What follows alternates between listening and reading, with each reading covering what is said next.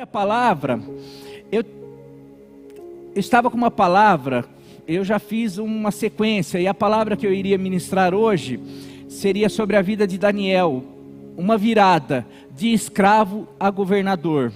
Uma palavra que eu fiquei a semana inteira me deliciando com ela, e eu falei assim, estava empolgado para pregar.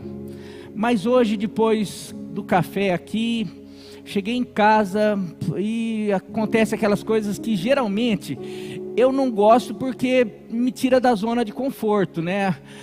Eu senti assim, não é isso que você vai pregar hoje à noite. Eu falei, meu Deus, tá tudo prontinho, já tá tudo certinho. Daí eu ouvi o Senhor falando assim, hoje à noite precisa ter uma mensagem sobre milagre. Eu fiquei assim, puxa, mas esses dias nós falamos sobre milagre, sobre virada. Então, eu fui obediente ao Senhor e hoje à tarde fiquei lá orando, vendo, e o Espírito trouxe uma palavra que eu acredito que é porque você precisa.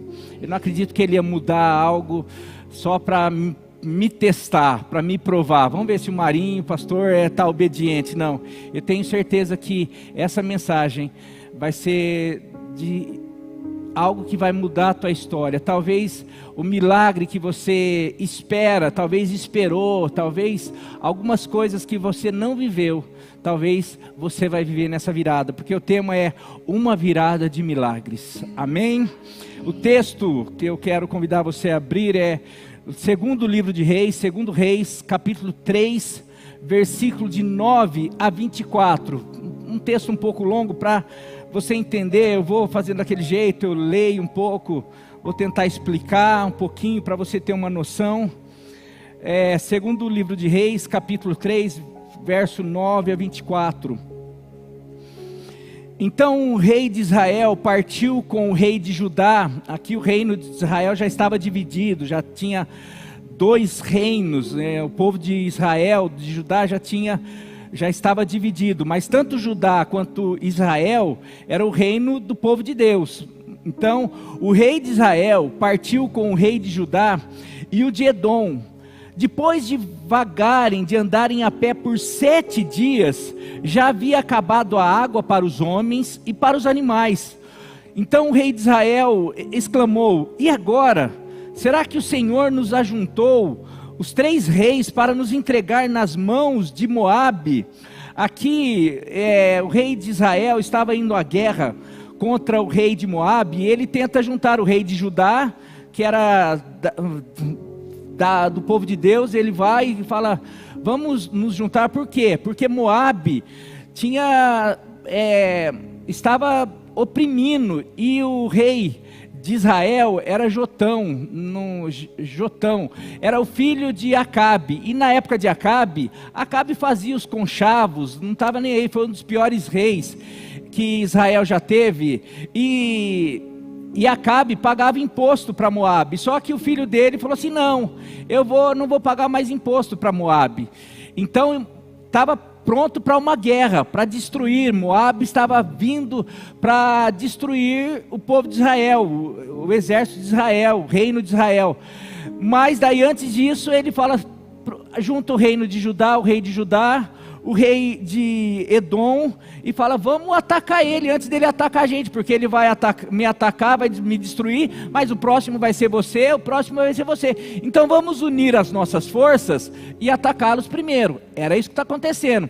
E eles juntam os 3 reis, os 3 exércitos, e eles estão indo. Só que nisso daqui, eles durante 7 dias, eles estão andando pelo deserto, e acaba a água, acaba a força, e a hora que eles estão percebendo, não vai ser o exército que vai matar a gente, vai ser a sede, vai ser o cansaço. Será que Deus vai deixar a gente? Deus uniu os 3 reis aqui para morrer? É isso que está acontecendo. Josafá, porém, que era o rei de Judá, perguntou, será que não há aqui um profeta do Senhor, para que consultemos o Senhor por meio dele? Um oficial do rei de Israel respondeu: Eliseu, filho de Safate, está aqui. Ele costumava derramar água nas mãos de Elias, ou seja, ele era aquele que servia a Elias, porque Elias era um profeta muito conhecido. Então, esse oficial falou: tem o profeta Eliseu aqui, que herdou a unção do profeta Elias. Josafá prosseguiu: a palavra do Senhor está com ele. Então o rei de Israel, Josafá e o rei de Edom desceram para falar com ele, para falar com o profeta Eliseu. Versículo 13: Eliseu disse ao rei de Israel: o que tenho a ver com você? Vá consultar os profetas de seu pai, que era Acabe, e de sua mãe. O rei de Israel, porém, insistiu: não, pois foi o Senhor que nos ajuntou 3 reis para entregar-nos na mão de Moabe.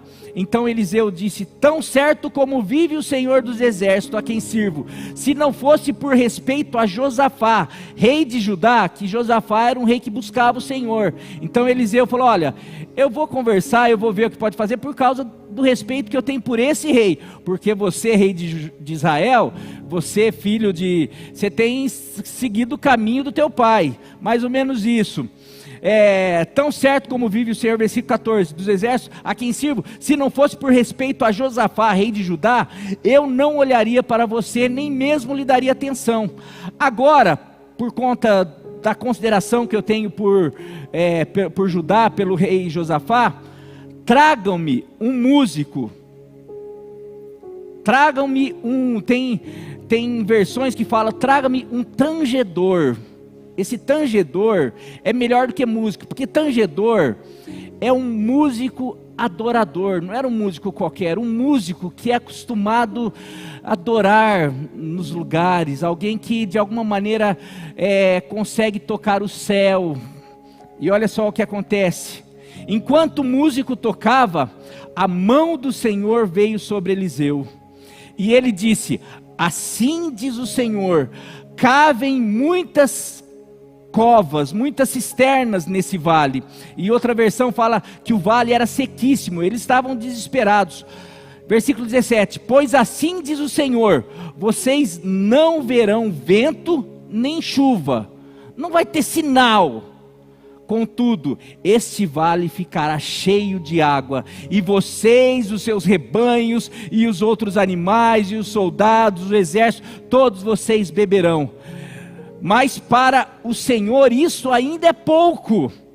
Ele também entregará Moabe nas suas mãos. Vocês destruirão todas as suas cidades fortificadas e todas as suas cidades importantes. Derrubarão todas as melhores árvores, taparão todas as fontes e destruirão com pedras todas as terras férteis de Moabe. Versículo 20, no dia seguinte, na apresentação da oferta, em outras versões, na hora do sacrifício, o judeu, ele orava, ele sacrificava, ele buscava o Senhor 3 vezes por dia, às 9 horas da manhã, ao meio-dia e às 3 horas da tarde. Ele tinha e aqui é no primeiro horário, na hora da manhã, às 9 horas, enquanto eles ofertavam, enquanto eles prestavam ali o sacrifício, ofereciam o sacrifício a Deus. Naquela manhã a água veio descendo da direção de Edom e alagou toda aquela região. Quando os moabitas ouviram que os reis tinham vindo para atacá-los, todos os que eram capazes de empunhar armas, do mais jovem ao mais velho, foram convocados e posicionaram-se na fronteira. Era um exército muito grande. Ao se levantarem bem cedo na manhã seguinte, o sol refletia na água. Para os moabitas, a água pareceu vermelha como sangue. Então gritaram: é sangue! Os reis lutaram entre si, os 3 reis, e se mataram. Os exércitos, eles se desentenderam e devem ter se matado, porque o vale está cheio de sangue. Era o que eles viam. Agora, ao saque, agora vamos saquear, agora a gente não precisa nem guerrear. E aquele exército desce, despretensioso, apenas para saquear as coisas.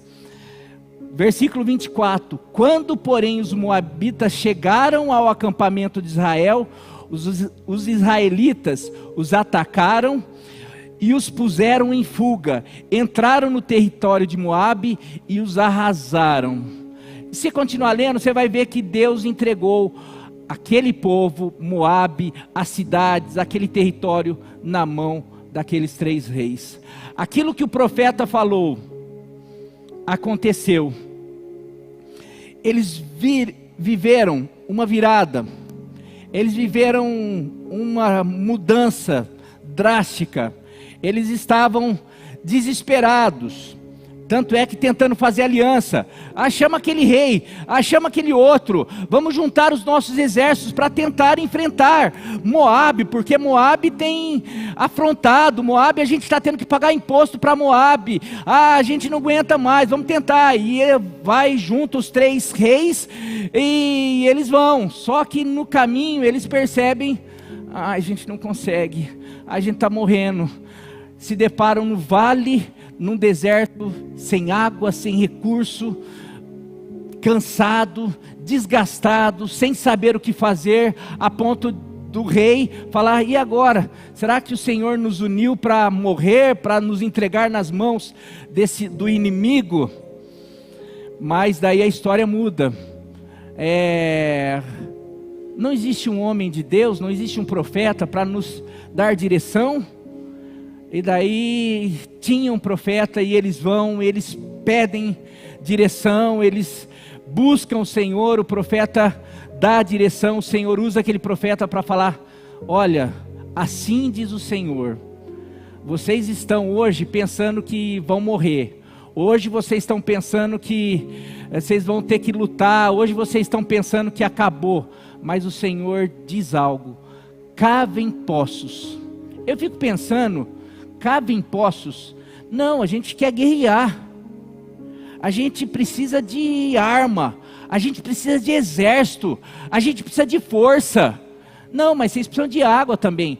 Tá, então cavem poços, porque mas aqui num lugar seco, que não vai brotar água? O que vai acontecer? Vai chover? O que pode fazer? Cavem poços, cavem poços, e não espere chuva, não espere sinais visíveis, mas o Senhor vai fazer milagre, o Senhor vai realizar algo extraordinário, porque eu não sei como, não sei da onde, mas os poços que vocês encherem, os poços que vocês cavarem, vai ser inundado pela água de Deus, e vocês vão beberem, os animais vão beberem, isso vai resolver o problema de vocês. Então tá bom, daí a gente recupera a nossa força e a gente vai guerrear. Não, o Senhor quer fazer mais, o Senhor vai entregar o inimigo nas mãos de vocês, vocês não vão precisar. Mas como que vai ser isso daí? E daí imagina, um monte de poços de água, um deserto, terra, aquela coisa, hora que o sol bate, porque daí você fica pensando, eu imagino a turma cavando, e cavando, chega a noite, pessoal assim, vai lá ver se tem água. Não tem água ainda não. Ixi, e aí, será que a gente fez à toa? Será que não adianta a gente estar aí na igreja, não adianta a gente ter confiado em Deus, não adianta a gente ter orado, não adianta ter procurado o profeta, não adianta nada. Eles esperam até o Senhor agir, e o Senhor age na hora do sacrifício. Mas era pela manhã, aonde o sol atingia. Olha como Deus faz: terra, água sobre terra, vermelho, e o inimigo vem, e a hora que olha, fala: eles se mataram, é sangue, olha que banho de sangue, não tem mais ninguém pra gente, tá tudo morto, vamos lá saquear apenas. Desce o exército, em vez de descer preparado, armado, não, desce tudo desprevenido, vamos só saquear. A hora que eles chegam, o exército dos 3 reis realmente começam a atacar, a matar, e aquele povo foge, e daí você vai ver que eles entram na terra, na cidade, acontece exatamente como Deus fala através da boca do profeta, e aquele povo, aquele exército experimenta uma virada da sequidão, da quase desistência, da quase morte, para uma vitória. E eu quero declarar hoje para você, que nessa virada, não sei como que está, eu não sei se você esse ano foi como se fosse esses 7 dias, andando, tentando vencer inimigos, tentando vencer situações, e você chega no final falando assim, eu não sei mais o que fazer, eu não consigo, será que Deus vai me entregar, será que não vai acontecer? Mas eu estou aqui como profeta do Senhor para falar, o Senhor vai fazer uma reviravolta, o Senhor vai agir, o Senhor vai fazer com que realmente a água do céu desça. Eu não sei como vai fazer, mas eu sei que você vai viver uma virada de milagre, em nome de Jesus, aleluia. E eu queria, pegando esse texto, tirar algumas lições. Se a palavra chama uma virada de milagres, o que fazer para viver uma virada de milagres então, baseado nesse texto? Primeiro, busque orientações com pessoas de Deus. Quando você se sentir perdido, quando você estiver numa situação que você não sabe o que fazer, quando você passa por situações que você fala assim, olha, a coisa está complicada, eu me sinto num deserto, eu me sinto, não sei aonde buscar recurso, eu não sei o que fazer. Faça como esses 3 reis. Será que não existe um profeta aqui? Será que não existe um homem de Deus? Será que não existe uma mulher de Deus? Será que não existe? E talvez muitos de vocês estão fazendo isso. Vocês estão indo até uma igreja, porque uma igreja é para se ter a palavra de Deus, é para que tenha pessoas que possam te orientar, falando o que a palavra de Deus diz sobre cada ponto, porque esse é o conselho. Olha o que o versículo 11 diz, em meio a tudo isso daí, depois de 7 dias terríveis, versículo 11, Josafá porém perguntou, será que não há aqui um profeta do Senhor, para que consultemos o Senhor por meio dele? Versículo 12, Josafá prosseguiu, depois que eles falaram, tem Eliseu. Josafá prosseguiu e disse, a palavra do Senhor está com ele. A pergunta que eu faço, quando você tem vivido situações complicadas, situações de dúvida, situações que você não sabe o que fazer, como agir, você tem buscado sabedoria, direção aonde? É com os coaches da vida? É com os influencers da vida? É no meio desse mundo caído, com pessoas que não têm o conhecimento da palavra de Deus?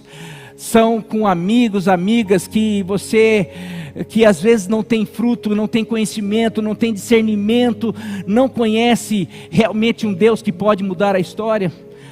Quando, aonde, como e com quem você tem se aconselhado? Tem gente que fala, tem aquele ditado, você é a média dos teus 5 melhores amigos, das 5 pessoas que você mais convive. Essas 5 pessoas que você mais convive, nessas 5 pessoas, existe homens e mulheres que, a hora que você se vê com situações difíceis na família, financeira, no trabalho, situações de amargura, de tristeza, de tantas coisas, você tem pessoas que você pode falar assim, eu vou conversar com ele porque ele tem a palavra de Deus. Ele sabe exatamente o que falar, porque quando ele fala, parece que eu sinto Deus falando. Meu querido, foi isso que esses reis fizeram. Eles estavam encrencados, eles estavam perdidos, mas Josafá sabia onde buscar direção. Meu querido, sabe por que o mundo está como está? Porque o homem tem seguido o seu coração. Quantas músicas, siga o seu coração, faça o que tiver vontade, viva a vida. E a Bíblia fala, cuidado com o seu coração, porque o seu coração é enganoso, o seu coração é corrupto. O que a Bíblia está falando, cuidado com os teus sentimentos, porque dos sentimentos sai toda a tua vida, depende toda a tua vida, todas as suas escolhas. E você hoje faz as escolhas, ou no passado faz a escolha só pautado no coração.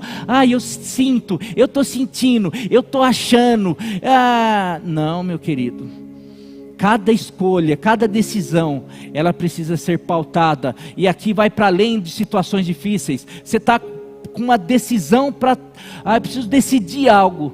Consulte o Senhor, consulte pessoas, se aconselhe. Precisamos aprender a procurar ajuda, orientações com pessoas certas, pessoas que falam a palavra de Deus, os conselhos de Deus.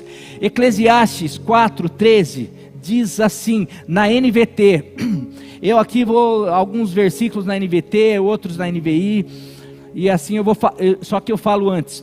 Eclesiastes 4:13 diz assim: é melhor ser um jovem pobre e sábio que um rei velho e tolo, que não aceita ou que não busca conselho.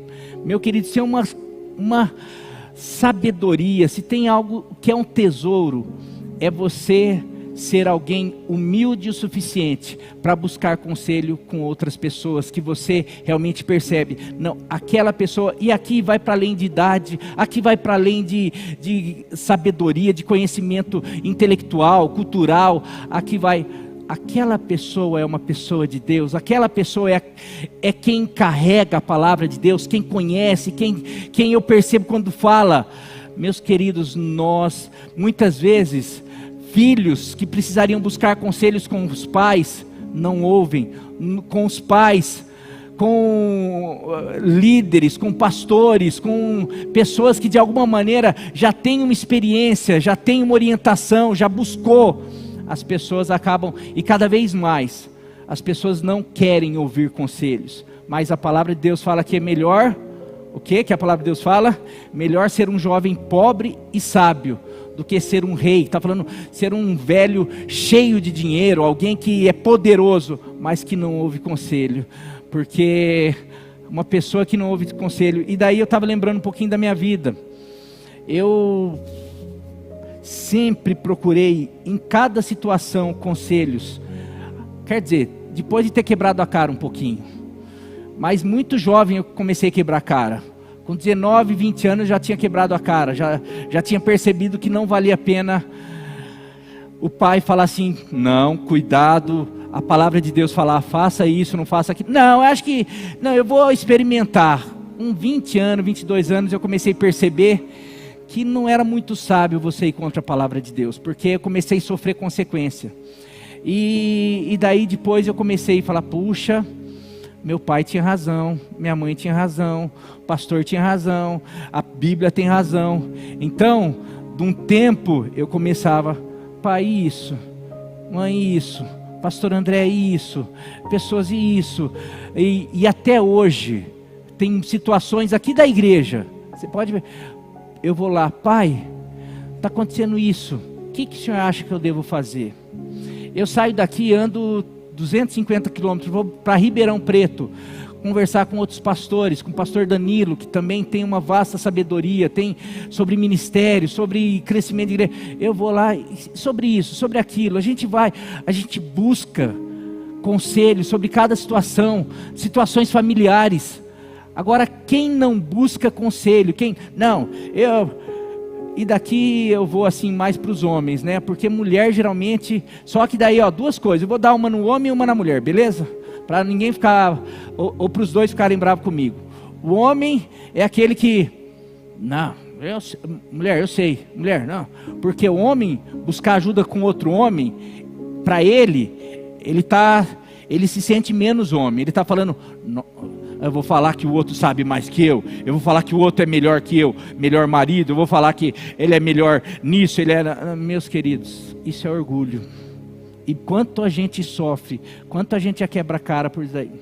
Homens, vocês comecem a pedir, buscar, em toda situação, porque é igual a enfermidade, quanto antes você descobre algumas, ali tem tratamento, e o tratamento é simples, mas muitas vezes, porque você não cuida, porque você não busca ajuda, você não busca orientação, às vezes uma úlcera, um negocinho lá na frente, porque não tratou, vai virar um câncer, e assim na vida.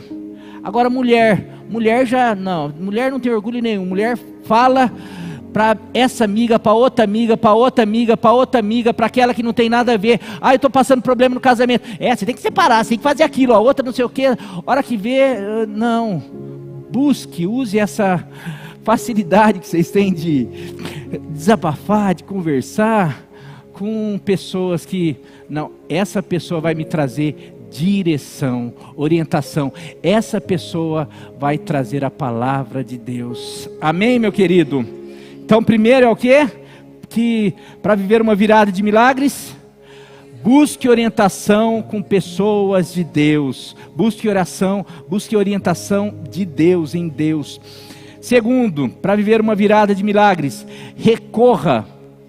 Nossa, isso é forte. A hora que cantou aqui, cante mais alto, como que é? Levante um aleluia. Olha a segunda aqui. Para viver uma virada de milagres, recorra ou desenvolva uma vida de louvor e adoração. Meu querido, olha só, no versículo 15, quando eles vão atrás do profeta, o profeta fala: agora me tragam um músico ou um tangedor. Enquanto o músico fazia o quê? Enquanto o músico, versículo 15, por favor. Enquanto o músico tocava, a mão do Senhor veio sobre Eliseu. Eliseu era um profeta. Eliseu, ele podia orar, ele podia...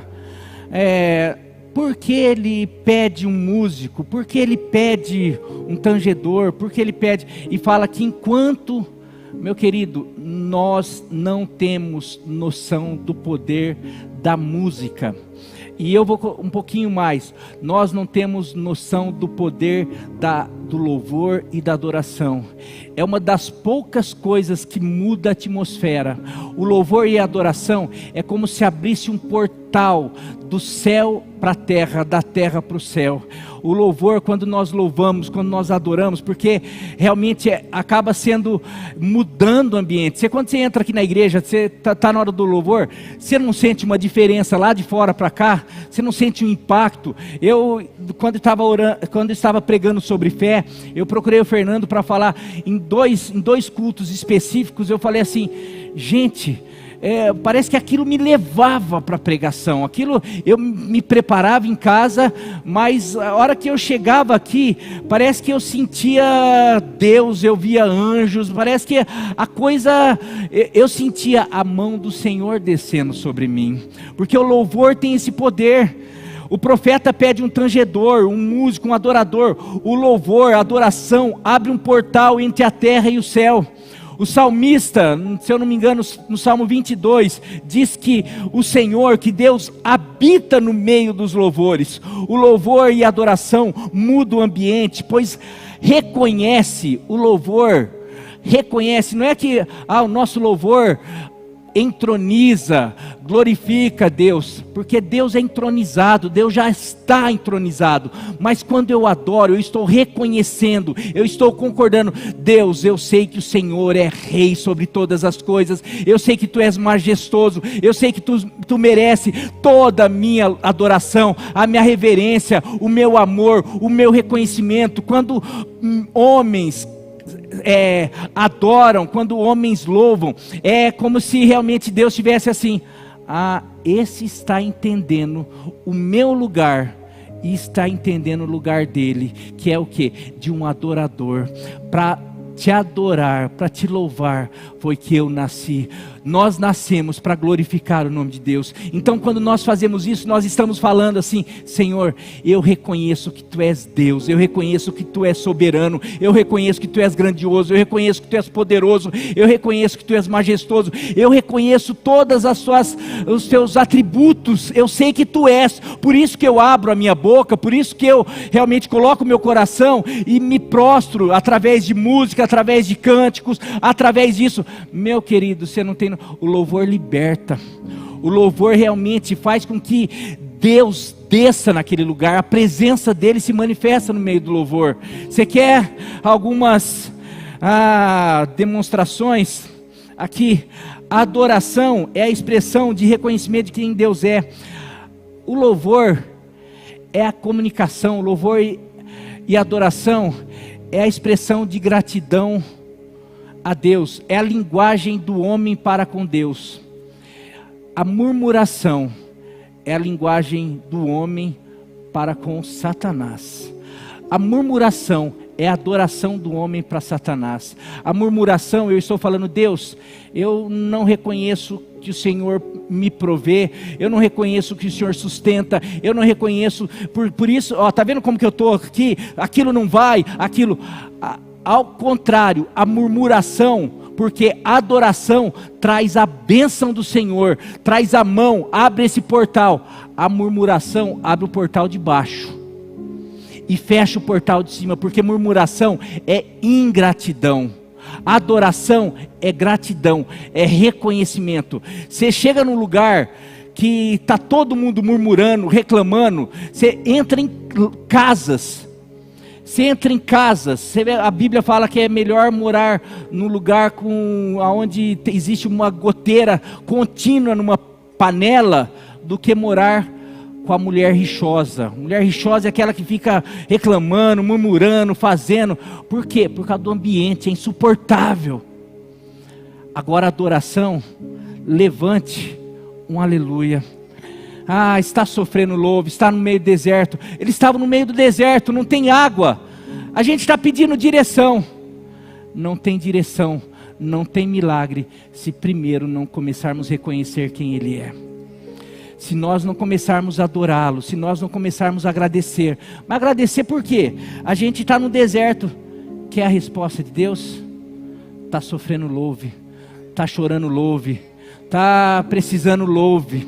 Está fazendo qualquer coisa, louve. Porque o teu louvor invade o céu. Você vai perceber, eu coloquei aqui, a adoração precede o milagre. Porque a adoração é expressão de gratidão.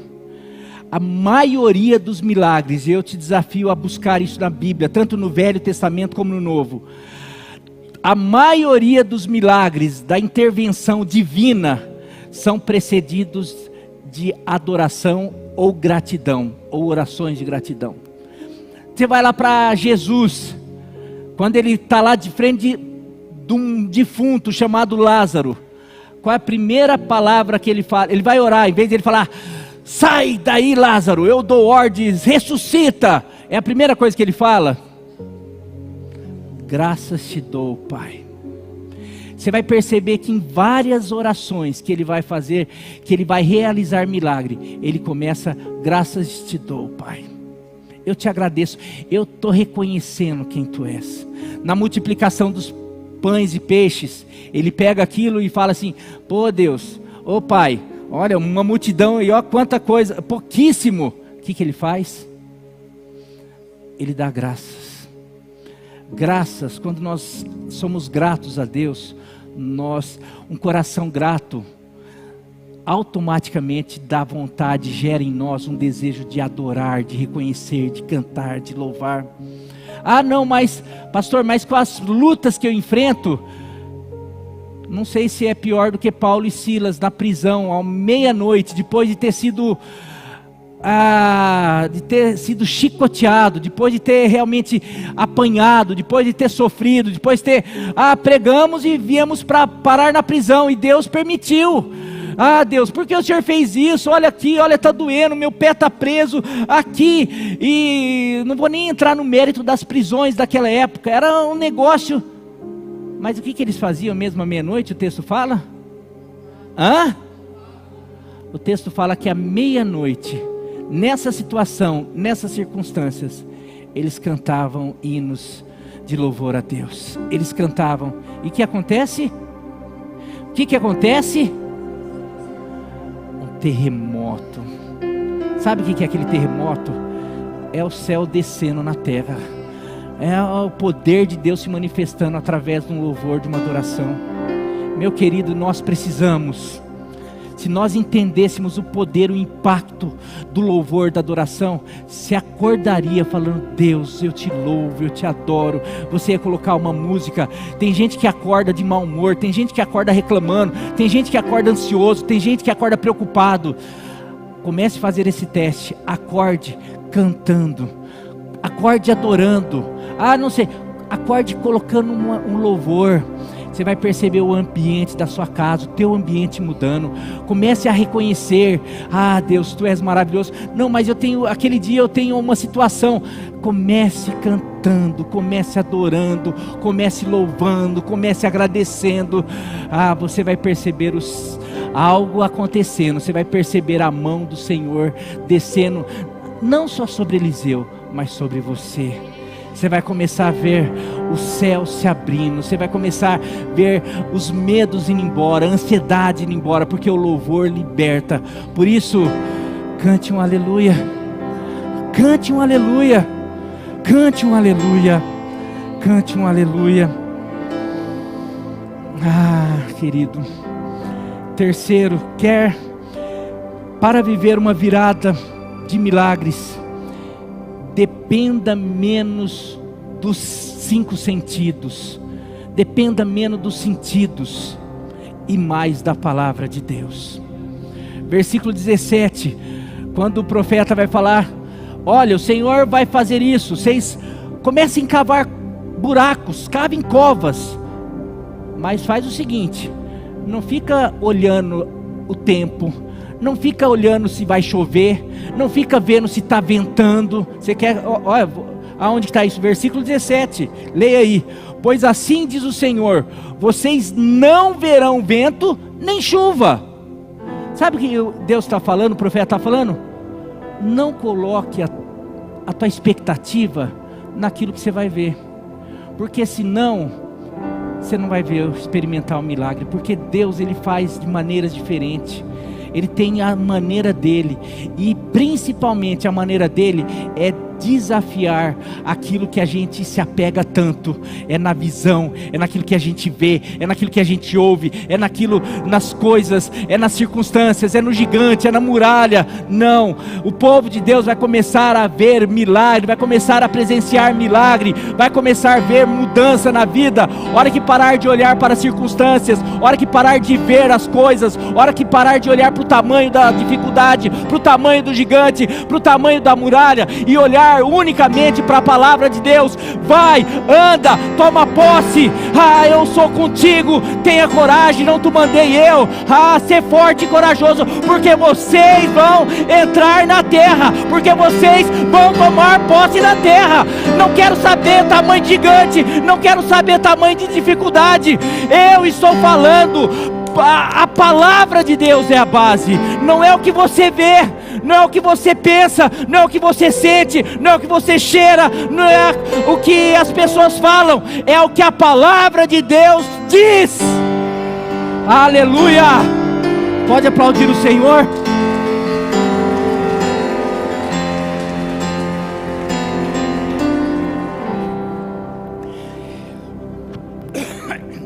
Eu fico imaginando eles, e a gente também, em meio às situações, às dificuldades, a gente ouvindo um pastor, profeta falar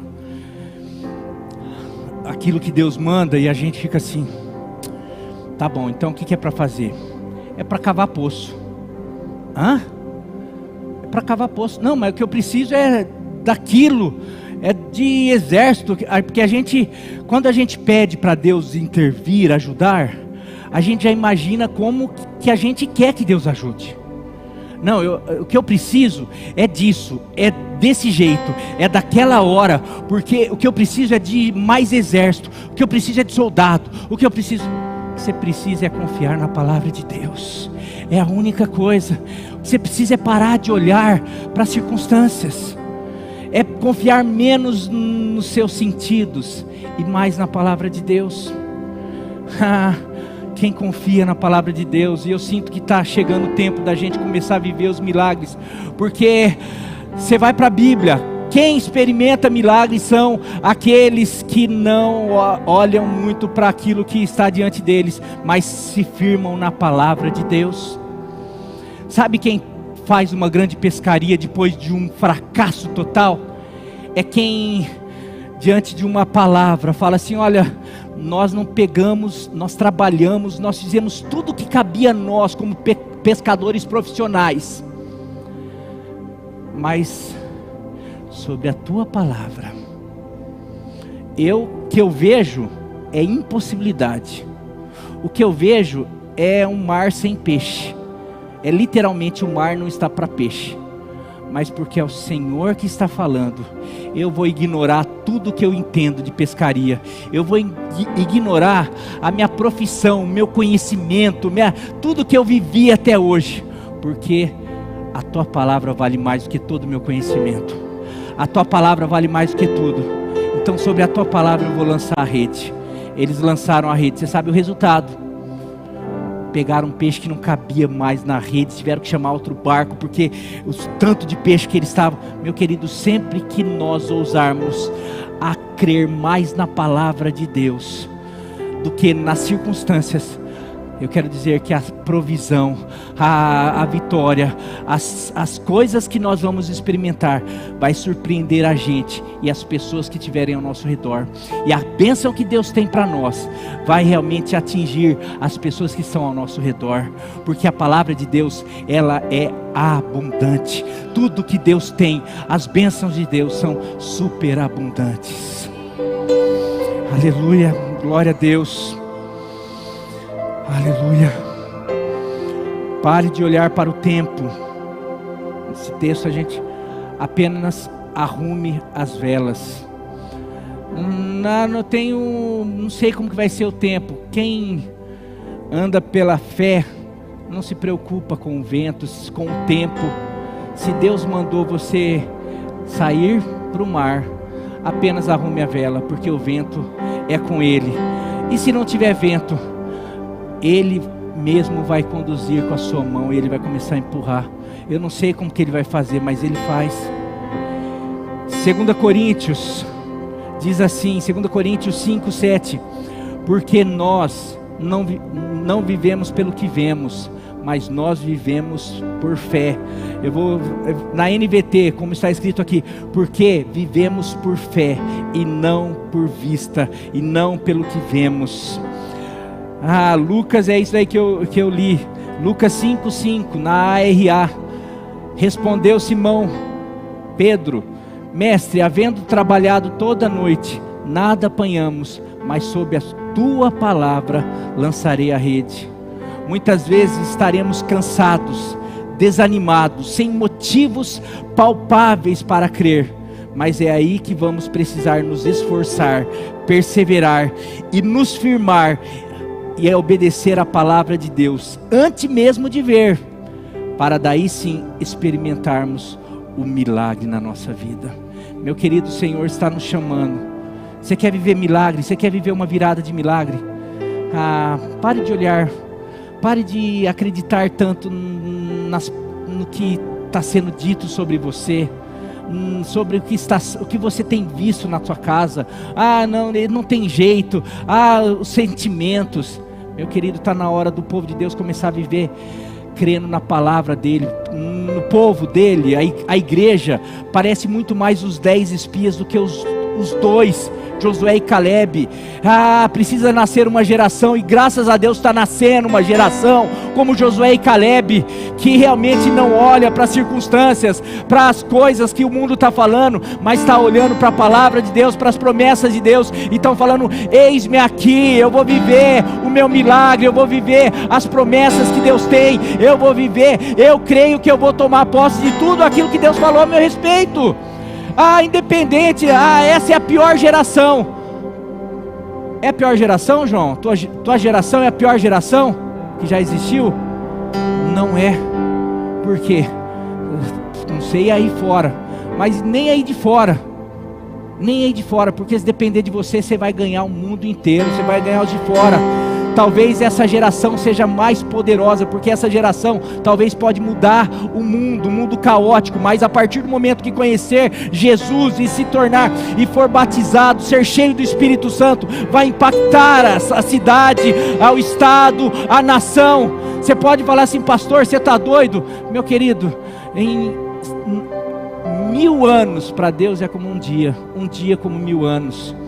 Tudo aquilo que a gente pregou, tudo aquilo que meu pai já pregou durante 26 anos aqui, tudo aquilo que pessoas já viveram aqui, e Quantos pastores já passaram? Vai acontecer o avivamento, essa igreja vai ter 2.500 membros. Quantas profecias já feitas? Nós vamos viver, agora é o tempo do avivamento. E nada. Eu quero dizer que se Deus quiser, e se nós nos posicionarmos, se nós crermos, eu quero dizer que em 1 mês, 2 meses, isso pode acontecer, porque basta uma chama, basta um sopro, basta realmente uma palavra de ordem e as coisas acontecem. Nós precisamos, mas a gente vai falar, é impossível, Pirajuí, olha como está, olha o mar como que está, olha o vento, olha, não, o que cabe a mim, o que cabe a você, o que Deus está mandando, o que o homem de Deus está mandando, é cavar? Então cave. Quando que a água vem? Como que a água vem? Daí já não diz respeito a você. O que diz respeito a você é cavar, é obedecer e acreditar que mesmo que não chova, mesmo que não vente, mesmo que a gente não saiba de onde vem, mas virá, porque Deus prometeu e Ele é fiel para cumprir. Ele não é homem para mentir, nem filho de homem para se arrepender. Ele prometeu, a bênção vai chegar, o milagre vai chegar, a promessa vai chegar. Eu não sei quais são as dificuldades, eu não sei se é o filho. E aqui quero profetizar, estou profetizando aqui, senti de Deus algo. Eu sei que tem gente aqui que está esperando situações na família, conversões, resgate. Eu quero dizer que 2025, eu já tenho tema, já até passei o pastor André, não passei para você ainda, né? A hora que acabar o culto eu passo para você, tá? Mas foi agora também que eu encontrei o André antes. O André vai viajar por isso. Já tenho tema desse próximo ano, veio direto do trono e a gente vai viver. Eu quero dizer que coisas que você não viveu ainda na tua casa, na tua família, de resgate, de restauração, de libertação, de cura, eu quero profetizar que nesse próximo tempo você vai viver. Eu creio. Você está falando baseado no quê? Eu estou baseado na palavra de Deus.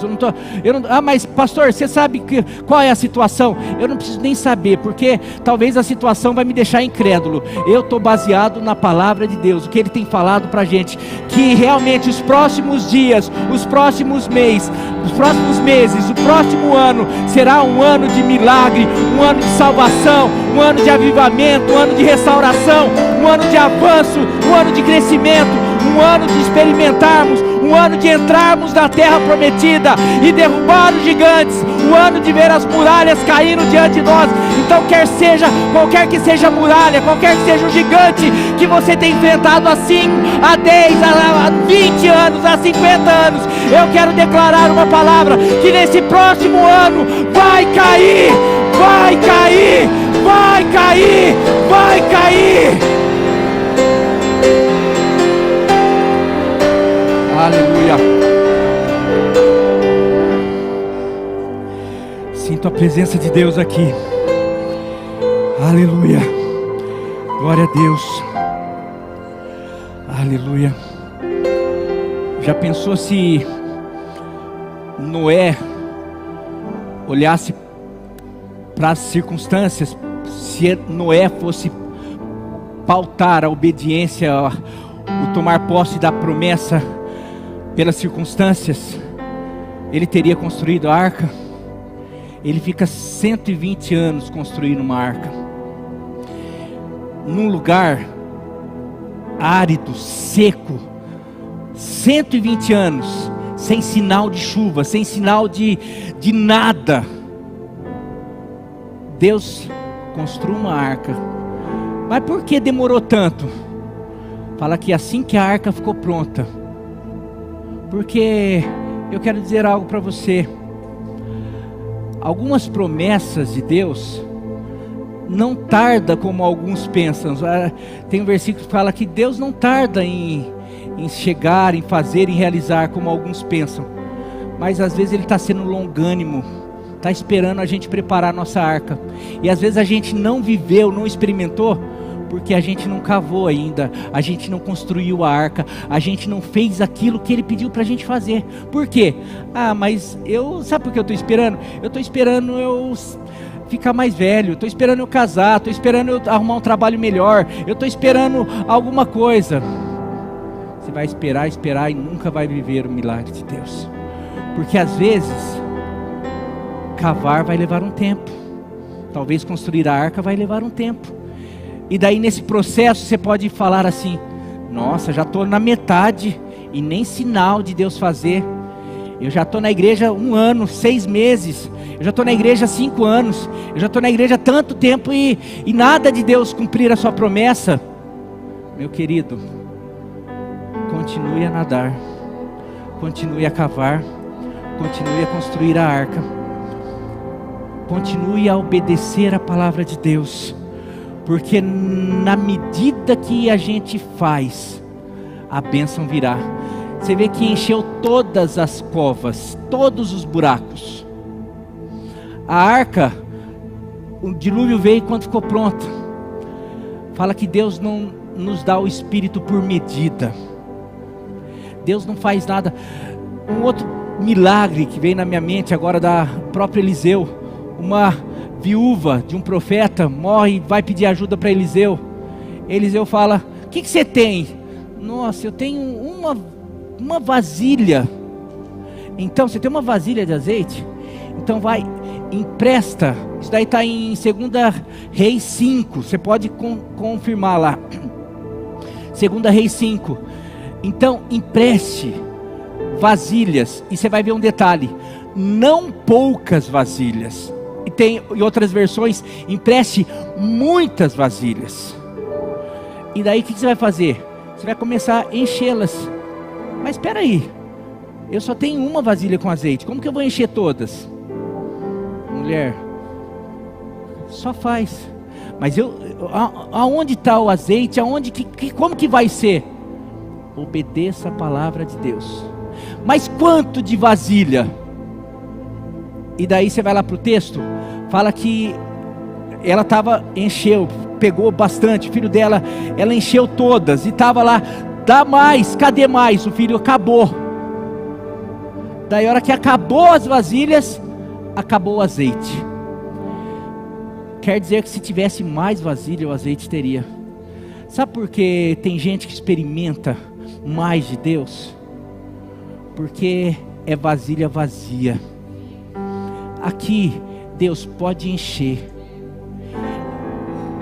Sabe por que tem gente que experimenta milagre? Porque ele se dispõe a cavar cova onde não tem possibilidade de chover, mas ele acredita, ele vai, ele enche, ele cava. E sabe por que tem gente que experimenta um milagre abundante? Porque esse daqui, em vez de cavar uma e ficar esperando o milagre, essa pessoa é mais fominha. Ele cava 3, 4, 5, porque ele sabe que Deus é um Deus abundante. Então ele vai e ele fala: ah não, Deus está falando para eu cavar, então eu vou cavar o quanto eu conseguir, porque eu sei que Deus é um Deus abundante. Eu vou fazer porque eu sei que não vai ser um milagre. Eu sei que Deus não é um Deus de um milagre, de uma transformação, de uma salvação. Eu sei que o nosso Deus é um Deus abundante. Ele não faz um milagre, Ele não faz uma restauração. Aquele que começou a boa obra, se Ele já fez algo na tua vida, se Ele já fez algo na tua família, Ele é fiel para completar. Ele completa a obra. Até quando? Até você que dita. Porque da verdade Deus é um Deus abundante. Ele não tem fim. A graça dele não tem fim, não tem limite. O poder, o amor, a unção, o poder dele não tem fim, é ilimitado. Nós que o limitamos com a nossa limitação. Mas está na hora de nós começarmos a viver segundo o padrão do céu, segundo o padrão de Deus, segundo o padrão de um Deus que é abundante. Meu querido, eu estou sentindo algo que eu acho que eu não vou continuar, não. Deixa eu ver que oração. Não, vou, para terminar, eu quero fazer um apelo, por isso que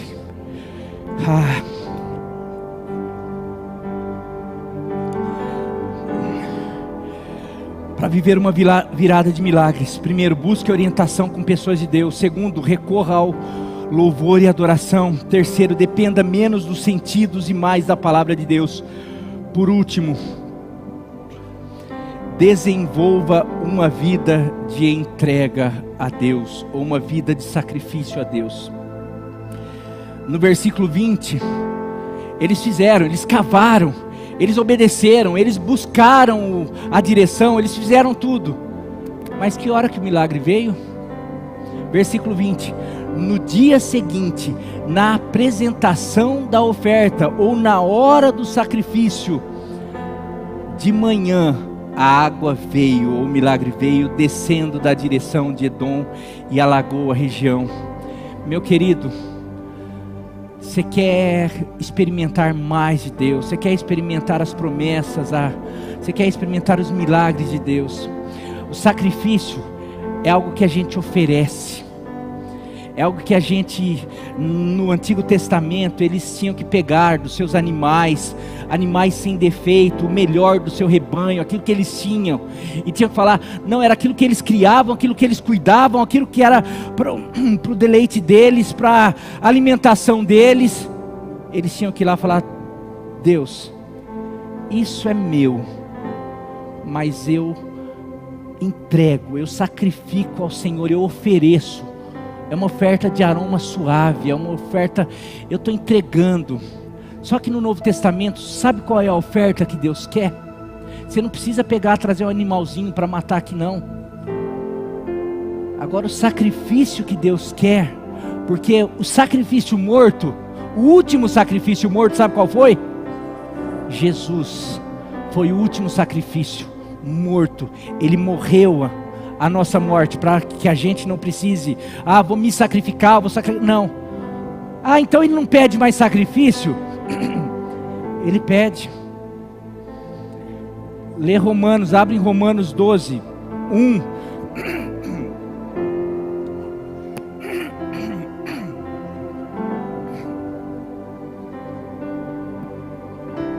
Romanos 12, 1.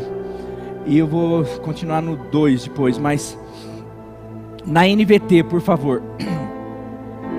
Portanto, irmãos, suplico-lhes que entreguem seu corpo a Deus. Como assim seu corpo? Sua vida a Deus, por causa de tudo que Ele fez por você. Que a tua vida, que o teu corpo, que você seja um sacrifício morto, um sacrifício vivo e santo, do tipo que Deus considera agradável. Sabe qual é o tipo de sacrifício que Deus considera agradável? É você, é a tua vida, é tudo que você é, tudo que você tem. Deus fala assim, dá o teu coração, dá a tua vida, sabe? É a gente realmente, Deus olhar para a gente e falar assim, não Deus, eu quero viver os meus prazeres, eu quero viver a minha vida, eu quero desenvolver os meus projetos. Não tem mais meu, porque eu não sou mais de mim mesmo, eu estou me dando, eu estou me entregando como sacrifício vivo a Deus. Na verdade, a minha vida não é mais minha, a minha vida é dele. Esse é o sacrifício vivo, de alguma maneira eu falar assim, Deus, o Senhor quer me usar, o Senhor quer me usar nessa igreja, o Senhor quer usar os meus talentos, quer usar os meus recursos, quer usar tudo que eu tenho, quer me usar para evangelizar, para testemunhar, para fazer. Mas eu não tenho tempo. Não, peraí, eu vou sacrificar meu tempo é do Senhor. Não, mas eu gosto daquilo, eu gosto de uma balada, eu gosto de uma bagunça, de uma cervejinha, eu gosto daquilo, tudo assim. Não, mas é o que você gosta, não, peraí, agora o que eu gosto, não, é o que Ele gosta. Eu quero sacrificar o que eu gosto para viver o que Ele gosta, o que Ele quer. Não, mas, eu estou apaixonada por aquele rapaz que quer me levar para outros lugares, está me afastando de Deus, não, peraí, eu sacrifico esse relacionamento, porque na verdade eu estou sacrificando minha vida por causa dele. Daí o texto está, por quê? Por tudo que Ele fez. Às vezes a gente está querendo viver milagres. Você quer viver milagre, uma virada de milagre? Se ofereça a Deus Se ofereça a Deus com tudo que você é, tudo que você tem, todos os seus desejos. Ofereça a Deus, sacrifique a Deus a tua agenda, os teus gostos, tudo filtre diante da vontade dEle. Daí você vai falar: pastor, mas daí acho que eu não vou ser feliz, porque, puxa, se eu precisar sacrificar isso, entregar tudo que Ele quer. Vamos para o versículo, vou ler de novo agora junto, emendando com o versículo 2. Portanto, irmãos, na NVT, tá? Portanto, irmãos, suplico-lhes que entreguem seu corpo a Deus, a sua vida a Deus, por causa de tudo que Ele fez por vocês, que seja um sacrifício vivo e santo, do tipo que Deus considera agradável. Essa é a verdadeira forma de adorá-lo, entregando a vida a Ele. Não imitem o comportamento e os costumes desse mundo, mas deixem que Deus os transforme. Transforme o quê? Esses costumes, os desejos, tantas coisas, por meio de uma mudança em seu modo de pensar. Mas para que isso? Porque eu vou me oferecer? Porque eu vou deixar Ele transformar a minha mente, os meus pensamentos, a fim de que vocês experimentem uma coisa desagradável, uma coisa razoável, uma vontade de Deus para é isso daí? Para que vocês experimentem a boa, agradável e perfeita vontade de Deus. Meu querido, enquanto as pessoas buscam ser felizes em tantas coisas, a vontade de Deus, quando nós entendemos que nós vivemos a vontade de Deus, essa vontade, ela é boa, perfeita e agradável. Você acha que Deus faz as coisas perfeitas? O que você acha do mar? O que você acha da lua cheia? O que você acha de algumas paisagens? O que você acha do homem? O que você acha de todas as criações de Deus? Tudo que Deus fez. E com a queda, porque fala que a natureza geme, esperando ser... A natureza sofreu por causa do pecado. Tudo que nós vemos é meia boca ainda. Não é tudo perfeito, porque o pecado deformou. Mas mesmo com o pecado, tudo que Deus fez, fala a verdade, é maravilhoso. Agora imagine o perfeito de Deus. Está falando que se você entregar a sua vida, se você levar uma vida de sacrifício, de oferta a Deus, de você oferecer, e aqui oferecer tudo. Deus não quer metade. Não, eu dou lá o domingo para Deus. Não, Deus quer a semana inteira. Não, eu dou quando eu estou lá na igreja, eu mostro para todo mundo que eu sou crente. Não, Deus quer que você mostre que você é testemunha dele no teu trabalho, na tua casa, com teus amigos, com teu vizinho. Não, eu dou metade. Não, Deus quer tudo. Porque se você não der tudo, você não pode viver o perfeito, tudo que Ele tem para você. Por isso que muita gente, até mesmo dentro das igrejas, muita gente vive muito aquém da vida abundante que Deus tem, porque a gente vive na igreja, mas a gente não sacrifica, não vive dando, a gente entrega metade aqui, a gente entrega um pouco aqui. Dinheiro não tem nada a ver com Deus, com a igreja, não, dinheiro é meu. Não, tudo que eu sou, tudo que eu tenho é dele. Meu relacionamento com a namorada não tem nada, é dele. Casamento é dele. Família, os filhos são dele. Agora você acha que isso é ruim? Não, é porque você não experimentou. Experimenta entregar tudo nas mãos dele. Você vai ver que você vai viver a melhor família, você vai viver a melhor vida financeira, você vai viver a melhor saúde, você vai viver a paz que excede todo entendimento, você vai viver a paz que o mundo tem procurado de todas as formas e não encontra, porque a única paz, a única maneira de encontrar a felicidade verdadeira é colocando a nossa vida, entregando a nossa vida para esse Jesus que entregou a vida dele por nós. Ministério de louvor à frente.